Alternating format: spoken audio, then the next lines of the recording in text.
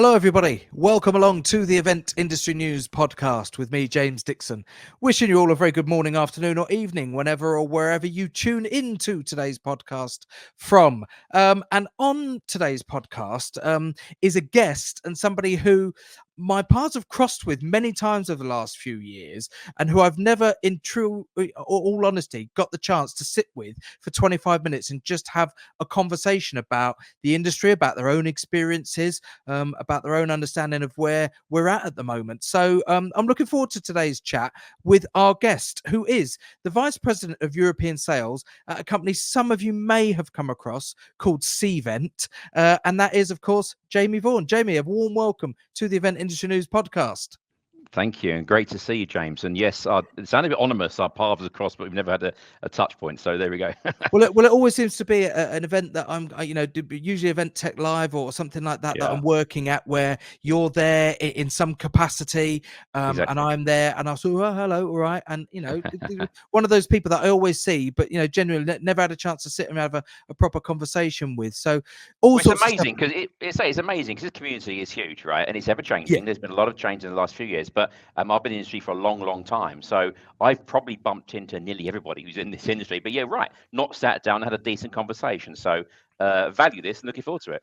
Yeah, and as I said, intros, Vice President of European Sales at Cvent, but broader than that, Jamie, you've been in the industry a long time. You've worked in the events industry, and particularly in recent years in the event tech space as well. So a lot that we can talk about. And we were just talking off air briefly about how even in the last 10 years, tech has changed completely how we do things. And I think sometimes when we talk about tech, we always think of something that has to be mega sophisticated, and some sort of wizard has come up with it in Silicon Valley to change how we're going to do things. But if we're being honest, the sort of the tech evolution has been around, for probably 2 or 3 decades now, ever since in the events industry, we started using email.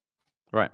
Absolutely right. And let me tell you a little story. So when I first got into event tech, as you might define it now, where there was a real technical element to it, it was back in the day. I worked for a registration company that, as you would about 12 or 13 years ago, send all your tickets out via Royal Mail with a great big catalogue attached to it in a cellophane wrapped packet at enormous expense, which went out to your sponsors, because they would sponsor the whole thing, and you'd send out hundreds of thousands of these things and expect a very small portion to be filled in. They'd come back to a typing pool, they'd type up a ticket, and there you were registered, which seems somewhat archaic, but that was the way you did things. And the first event tech that was launched back in my generation of days was you could turn up at an event and register there and then, or print your ticket off while you waited.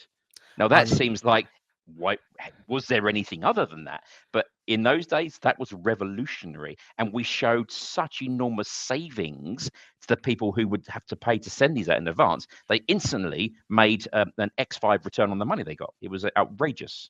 And I remember going back 19 years to summer 2005. I was in my mid-20s, and I worked at the time for a publishing company that did B2B magazine publishing.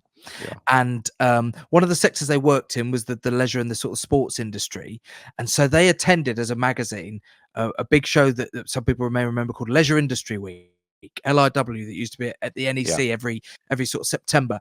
And I remember this brown envelope landing on the publisher's desk, and I said, "What's that?" They said, "Oh, that's the manual that we have to fill in to have an exhibition stand at this venue." And it was, it was an inch thick of all the paper. And then I also remembered, absolutely genuine, this is before I worked in the events industry, the next year, them saying, "Oh, they've revolutionized things. They've sent us an Excel spreadsheet on an email, and all we have to do now is fill all the information in on that." And that was seen as revolutionary. And so going back to what I said about, how we think tech has got to be this, Harry Potter-esque wizardry, we've been slowly evolving just with digital communications, haven't we? And let me tell you a truth right now, because I cover the whole of Europe, and the UK is relatively well advanced in its tech adoption. There are many regions out there that still have manual exhibitor books and Excel spreadsheets for how they manage registration. Probably my biggest single competitor isn't a company, it's a style of doing business. It's a manual process. So that still exists, believe it or not. That's it. And I mean, the obvious question to that is, why is that in 2024? You know, is that a cost thing? Is it an educational thing? Is it that we've just, you know, without sort of sounding too grandiose, we've evolved a little bit better in certain bits of Europe than other parts of the world, or in Europe? Yeah, I'm not going to say other regions are backwards. That's far from the truth. But there is just sometimes a fear of change. There is sometimes a desire and ability to model things internally that seem the right thing to do.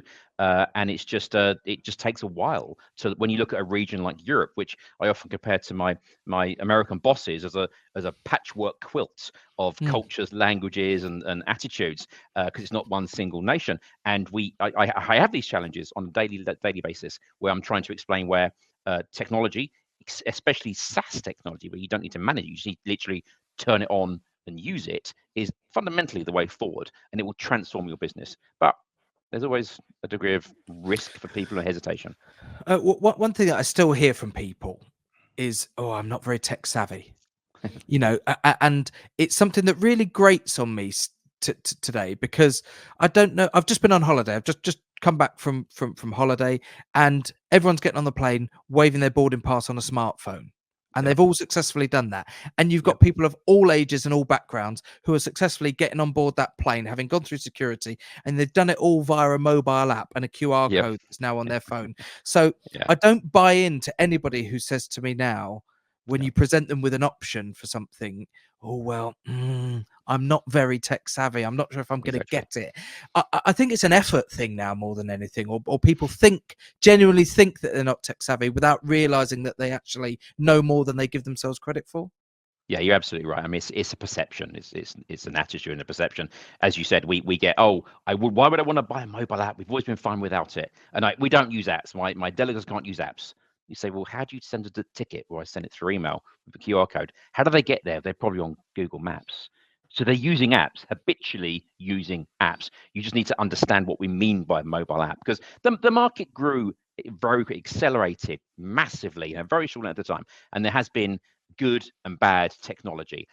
And certainly as a technology vendor, we find if someone's had a bad experience, it puts them back 3 years. They don't just go, oh, that was a bad experience. They say, oh, no, that doesn't work. And Yeah. that's an incorrect perception. So we're dealing with perceptions majority of the time. And in a developmental sense, Yeah. when it comes to the text, and let's take apps as an example, because it's a good Yeah. example, because It is. consumer apps and stuff that we use on a day-to-day basis are so well designed. And obviously we're talking about companies here with vast, you know, R&D budgets to develop these and bring them to market, but fundamentally Correct. we use really well designed great apps. And I think maybe that's where initially the gap was in the event tech space, is that people are used to using their day-to-day apps, and when they went to an event app, it felt maybe a little bit more clunky, or less user friendly than the stuff that they Yeah. were used to. Yeah.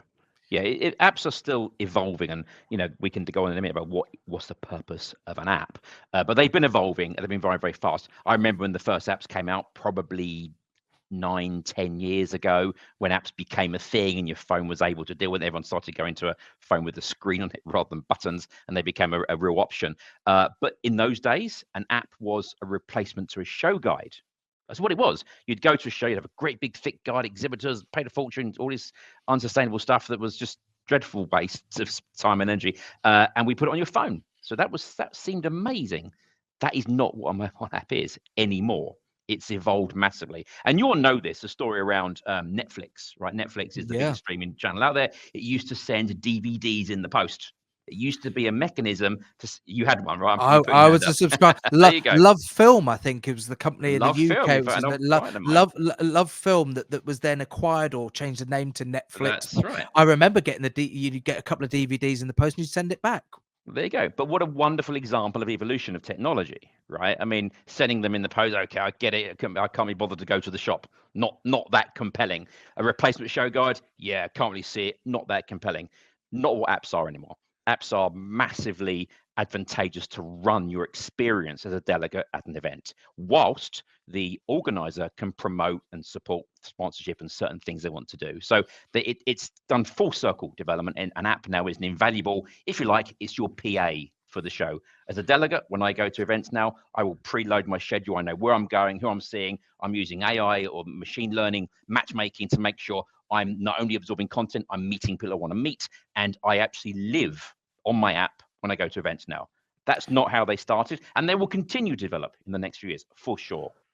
And I mean, I would say this because, of what I'm involved in, but that they undoubtedly improve the experience now. But I Yeah, dare say that in your own experience, and experience is the key word here, because that's what you said. It's about the experience that somebody has when they event. The organizers 10, 15 years ago, 10 years ago when the apps came around, were worried about the impact on the event experience yeah, that digital technology would have on their visitors. They were worried, correct, weren't they, about people correct. spending all their times with their head buried in their smartphone and Yeah. not talking to the people on the exhibition stands. Of course, again, back to what we said about the fear of the perception of change, and a fear of cannibalizing what you've always done. If it works, don't fix it. You know the old statement. I don't think that's true. If it works, great, but you can evolve things. You can make things better, even though you've got a proven model. Whereas delegates should be on their app. They should be using it. Moreover, I've got to add, a good app provider will release the app way before the event, giving the delegate an opportunity to plan preset meetings and make sure they are efficient when they're at a show. Don't get me wrong, I love face to face and I love serendipity. I've met the most amazing people by Mm. chance, okay? And we should never take that away, ever. However, if serendipity is 5% of my day, my 95% should be planned, well executed, and efficient. And that's what an app can provide to you. So the fact you're not looking at your app seems desponding. Yet if I'm looking at, because I'm on my way to meet a sponsor that I preset a meeting for, my salespeople for the event company should be very, very happy that my sponsors and exhibitors are getting best value for money. Mm. And you mentioned salespeople there, and in working in the world of sales and related to event technology, a a huge part of that sales process has got to be, I would guess, education relating to the platform, actually getting people to understand what it is they Correct. can do for them. You can't sell it unless they understand exactly what it is they can do for them. A car, a fridge, okay, maybe a bit easier to sell. What does it do? It chills your food, it gets you from A to B. But when you Yeah. go to an organizer with maybe a new feature in the Cvent platform, or with one of the other providers that you worked with previously in the event tech sector, Yeah. that person has to have a clear understanding. Yeah, you're spot on, and that's probably our hardest challenge because two things are happening. One, the technology is growing everything we do, and the market is consolidating. So, a company like Cvent, we make lots of acquisitions, so our position changes. It's quite dynamic. So we have to make sure our clients and delegates who use our software are aware of the features available. And I think I'm not going to jump all over the place here, but I think that's where things like AI are coming Mm. in massively. Generative AI, yeah, allows us to build content, but it also allows a user to find their way around and to educate them real time around what certain things can do and help them. For example, I go to a new show, I go onto the app and it's asking me to build my bio and all this stuff again. I did it 15 times last week for other events.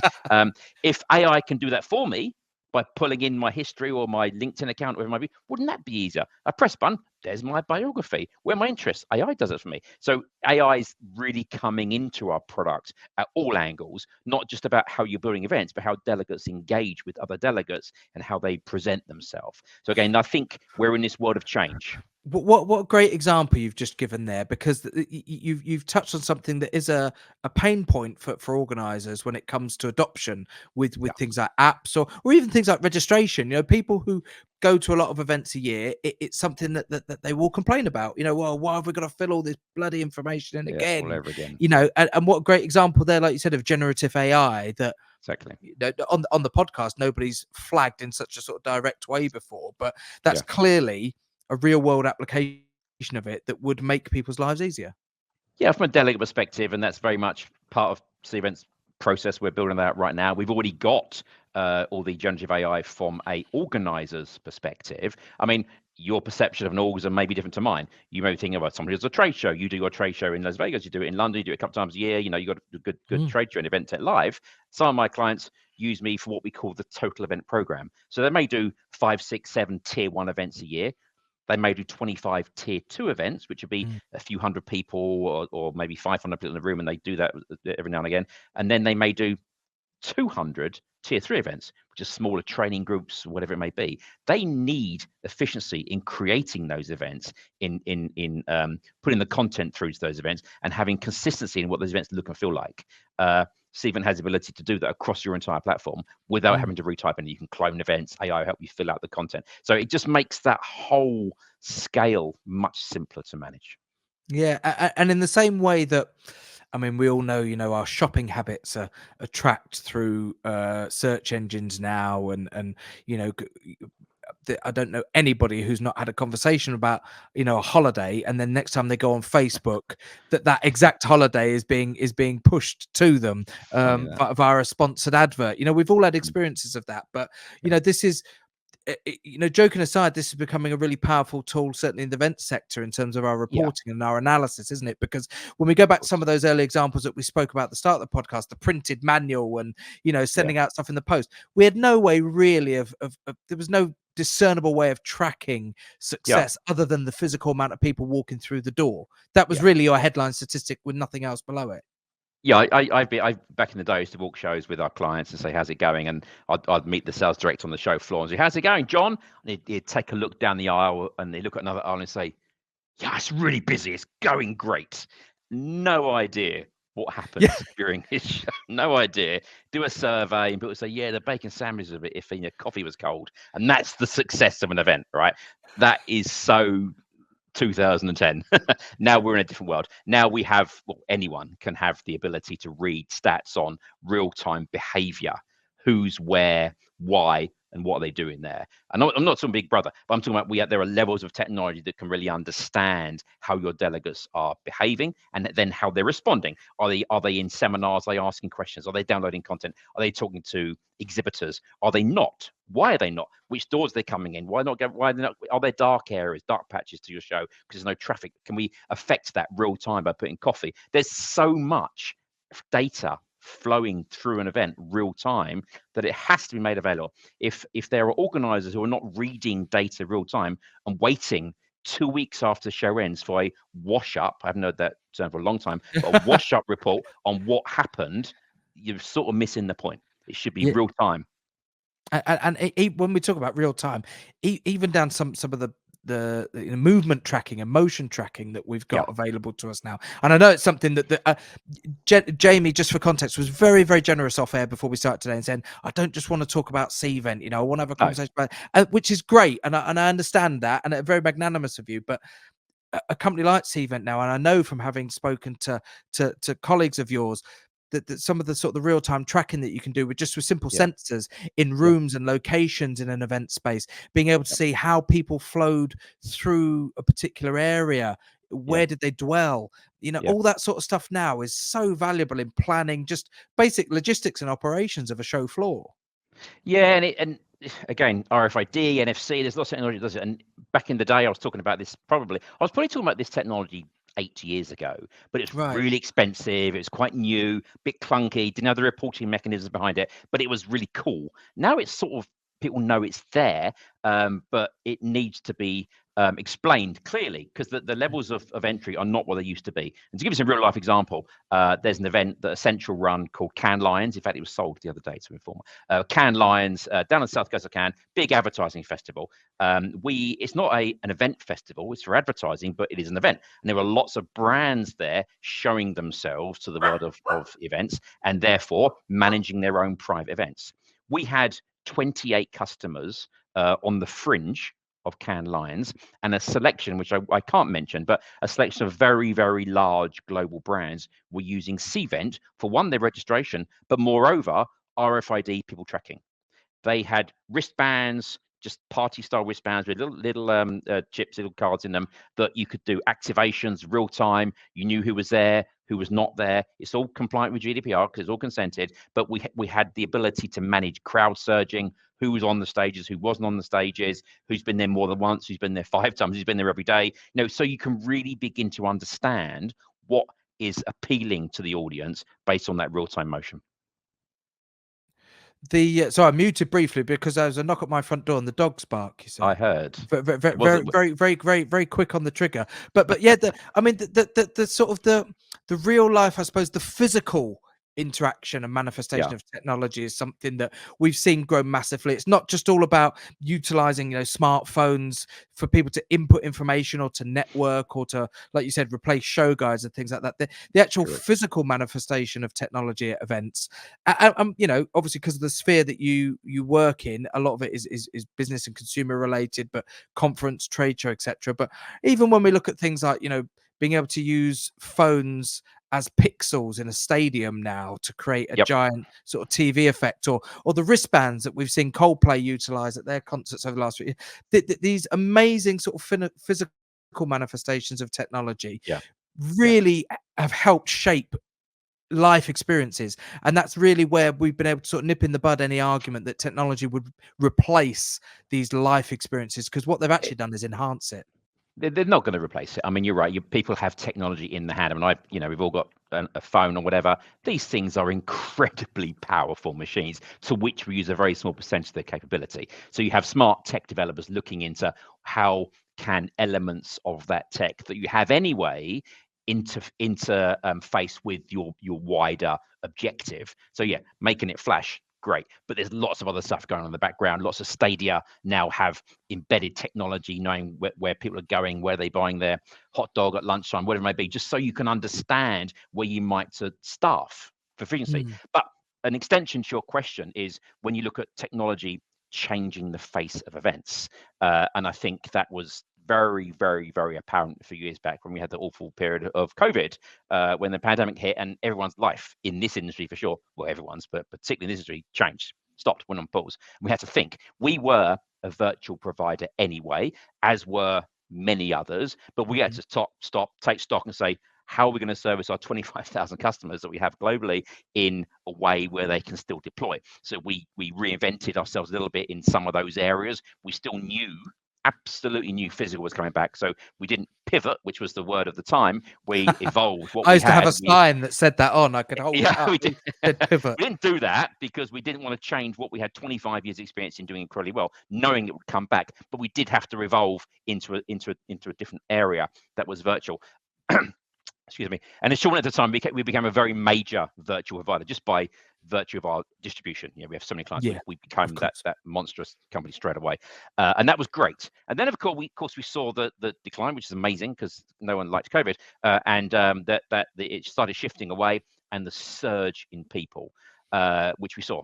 However, that period of time was incredibly educational. We learned so much about the desire of people sometimes who didn't want to travel, and the capability of having the digital footprint to your then going into physical event. So the growth of hybrid has been revolutionary. Now, it won't resonate with all your audience because some people just do face-to-face and that's what they do. But as it happens, my cross-reference of customers, a vast majority still have a hybrid or on-demand element to everything that they do. Because again, going back to the Netflix, I didn't put the one together, but going back to the streaming element, there is real value in having content that you can pull down and stream whenever you choose. Okay, because what's happening is we're beginning to address the whole essence of what an event is. An event is, in my mind, a community coming together. The community is always there, always was, always will be, and we're bringing it together with a notion of an event. Why can we not keep connecting that community outside of the 2 or 3 day physical? Well, the answer is we can.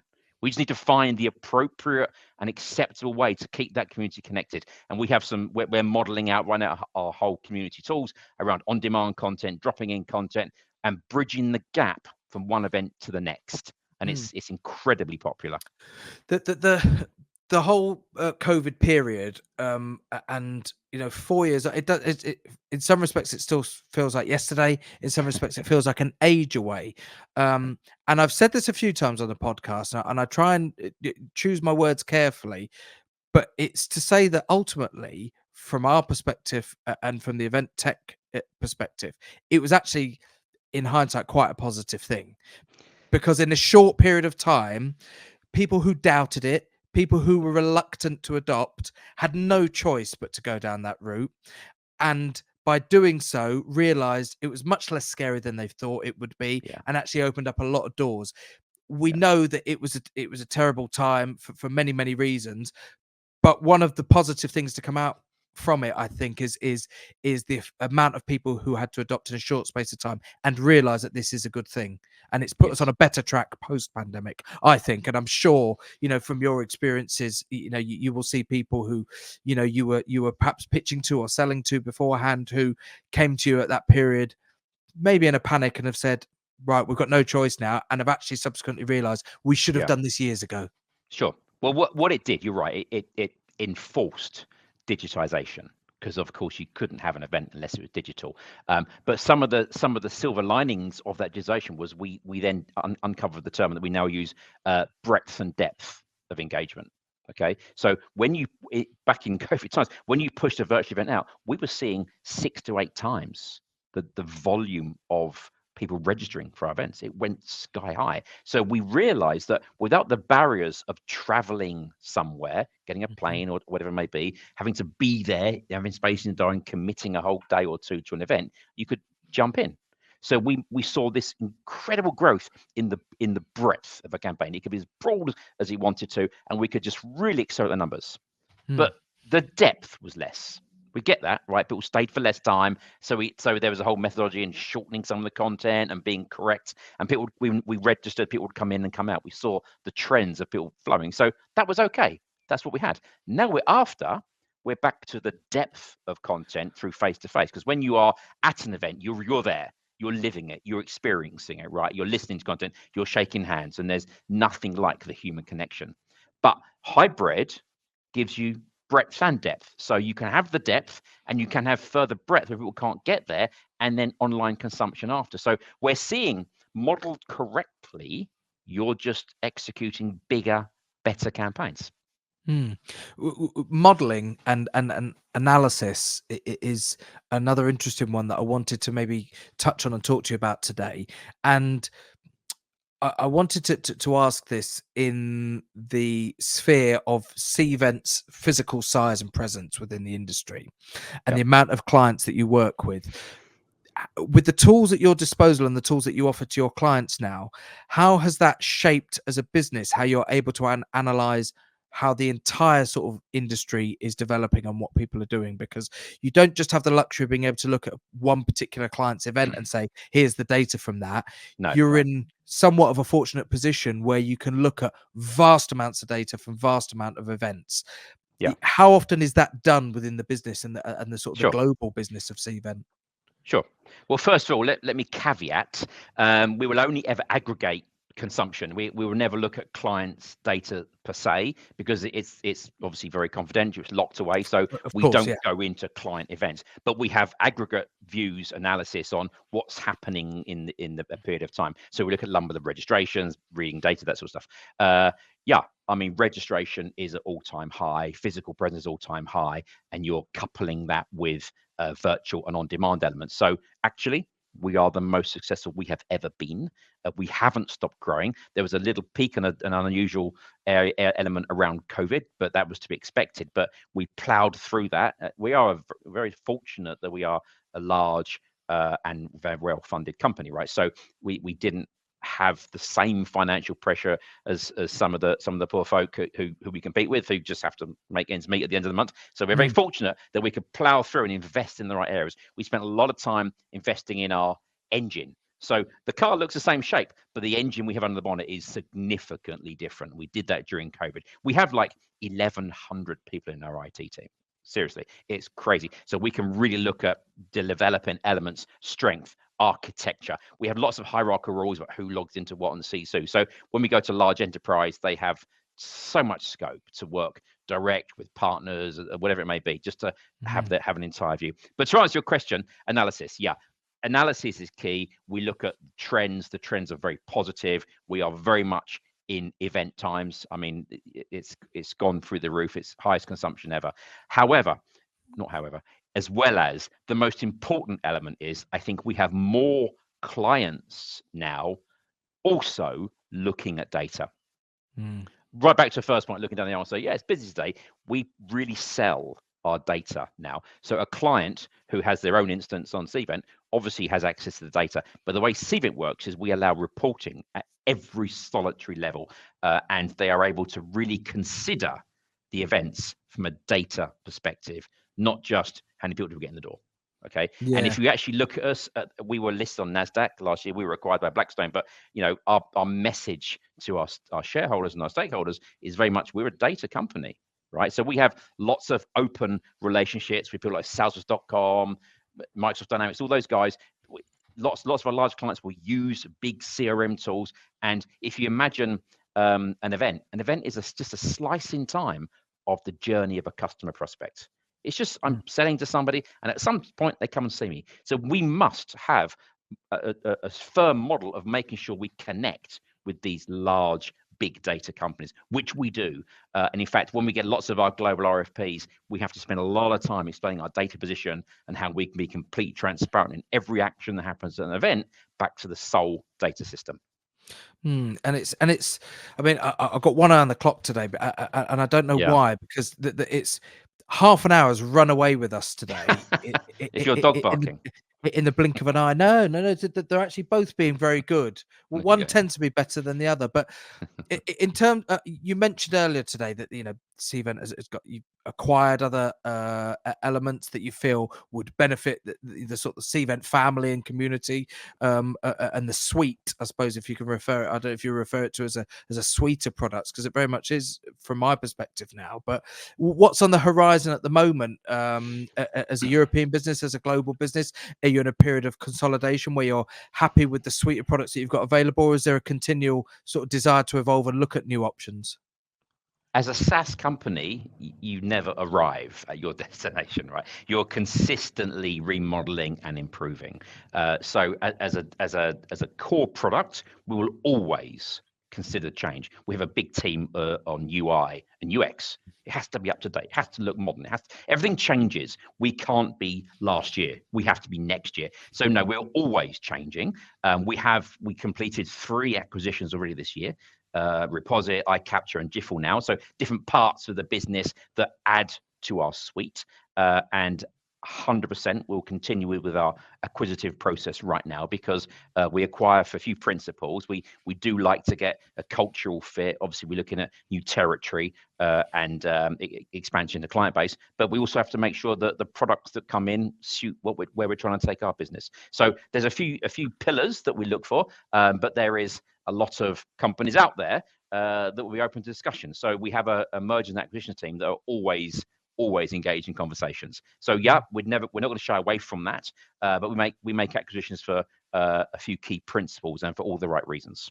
But we'll continue to grow organically as well. We have a strong sales team in Europe and globally that most of your readers will probably know who we are and are probably in touch with us at some point along the line. And then we'll continue to make ourselves available to everyone. Well, on that note, I did say to Jamie before, I said if people now can't find anybody who appears on this podcast, I always give them the courtesy and the opportunity to say how do we get in touch with that person or their business, and in some respects I think, well, do we need to anymore? People are listening to this. If they're interested, surely they'll be able to go and find somebody. But in the interests of fairness and parity, cvent.com I think it's probably the best start point, isn't it, Jamie? It is absolutely the best start point. And I'll just make one plug. Every year we do 2 annual conferences, one in the US and one in Europe. It's called Cvent Connect. Cvent Connect this year is 5 to 11 November. You'll find it on cvent.com. Last year we had Claudia Winkelmann as our PA. We had some great speakers. This year we won't disappoint. We haven't released it yet, but we won't disappoint. Got some great people coming. It's a wonderful, wonderful 2.5 days of not just Cvent. That's probably a point I'd like to make. Yeah, of course we're Cvent. Of course we're going to be there. Of course we're going to have products there. But it's about the industry. We have an industry day. It's about celebrating the industry and making sure that at the end of the day, we all know we're all in it for the same reasons. So Cvent Connect, you can find it online. Go get your tickets. Absolutely. Yeah. Head over there, guys. We've been speaking today to the Vice President of European Sales at Cvent, Jamie Vaughan, and it's genuinely flown past. I've said this before on podcasts before, where it's a good one, where the conversation has just gone, and you look and you think, crap, 35 minutes has flown past. Maybe the Well, next conversation. moreover, James, I think we had like a few pointers we're going to talk about. We haven't spoken about any of them, so No, we just waffled. Absolutely not. Maybe there's an entire new podcast series that needs to come out where we could get through each of these points in individual episodes. But no, Yeah. Jamie, genuinely, thanks for your time today. Really appreciate it. For those of you who are watching the video today, you'll see the busy sort of West London artery of the A40 whizzing behind Cvent's offices in Paddington. And I've no doubt that with a busy schedule, taking time out to do something like this, I'm sure you'll enjoy it, but is maybe not top of your priority, Jamie. So it's very much appreciated you joining us today. Great to meet you. Thanks, everyone. Just a couple of mentions before we wrap up and finalize today's podcast. Of course, if you are listening to this wherever you get your podcast from, thank you very much for doing so. Please don't forget to head over to eventindustrynews.com, where you can find the latest news, features, special supplements, all that good stuff that's on the website, as well as the A to Z supplier directory. If you work in the events industry and you're looking for a product or a service or a supplier, chances are you will find it on the A to Z supplier directory within eventindustrynews.com, where you can also watch video versions of the podcast if you choose to do so. Please don't forget to subscribe wherever you get your podcast from, so that you're notified of when the latest editions drop. And thanks very much, everybody, for tuning in to today's episode. My last and final thanks, of course, go to my guest today, Jamie Vaughan from Cvent, and we'll see you all on the next edition of the podcast. Thanks, everybody. Goodbye.